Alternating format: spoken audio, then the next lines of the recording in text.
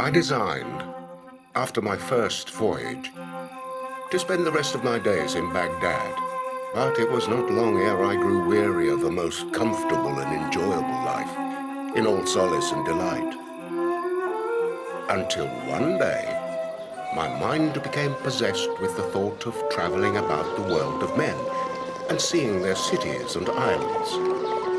A longing seized me to traffic and to make money by trade. Then I went down to the riverbank, where I found a noble ship and brand new about to sail, equipped with sails of fine cloth and well manned and provided. So I took passage in her, with a number of other merchants. And after embarking our goods, we weighed anchor the same day. Right fair was our voyage, and we sailed from place to place and from isle to isle. And whenever we anchored, we met a crowd of merchants and notables and customers, and we took to buying and selling and bartering.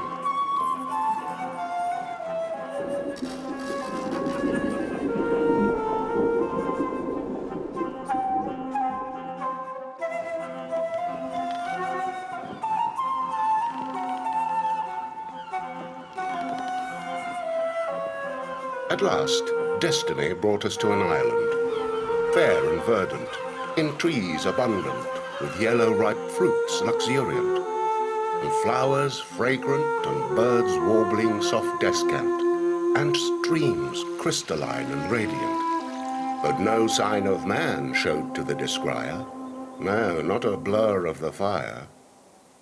The merchants and sailors landed and walked about, enjoying the shade of the trees and the song of the birds that chanted the praises of the one, the victorious, and marveling at the works of the omnipotent king. I sat down by a spring of sweet water that welled up among the trees, and ate of that which Allah Almighty had allotted to me. And so sweet was the zephyr, and so fragrant were the flowers, that presently I waxed drowsy, and lying down in that place, was soon drowned in sleep.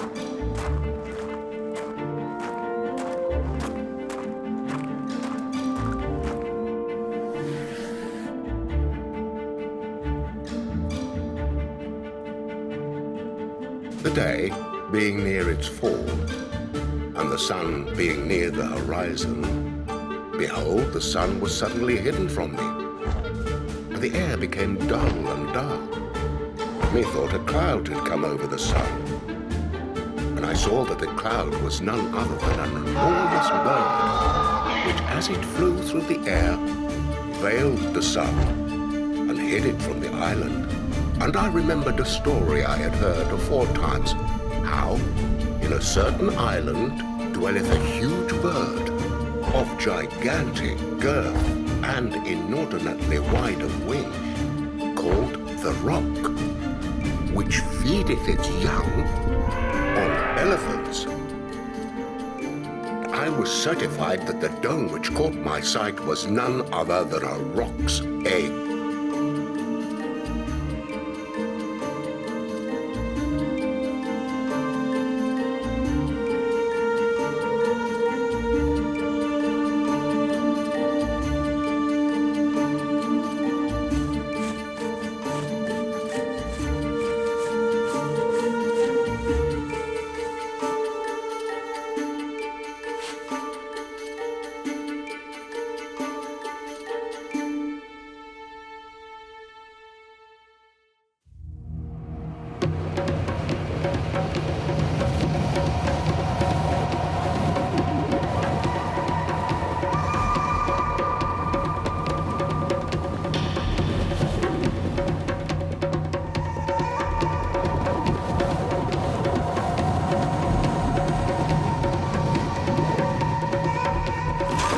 soon as I found myself on the hard ground, I made off with my best speed, quaking for fear of the bird.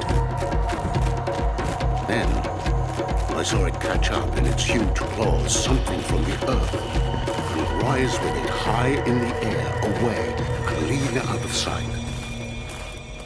I took courage and, walking along the wadi, found that its soil was of diamonds.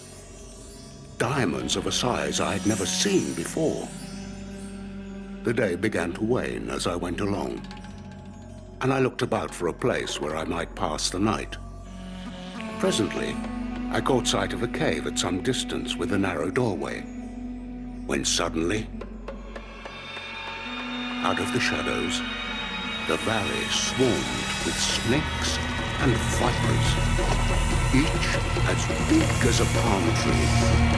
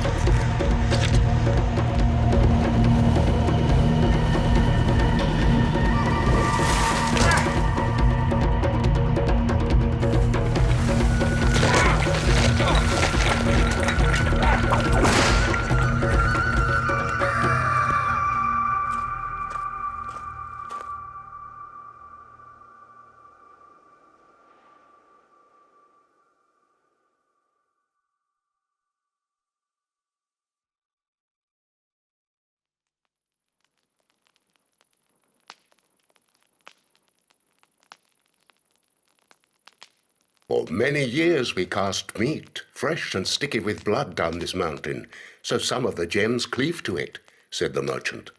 Many men have tried to harvest the great treasures that lie in the wadi. By Allah, a new life hath been decreed to thee, for none ever came off thence alive before thee. But praised be Allah for thy safety.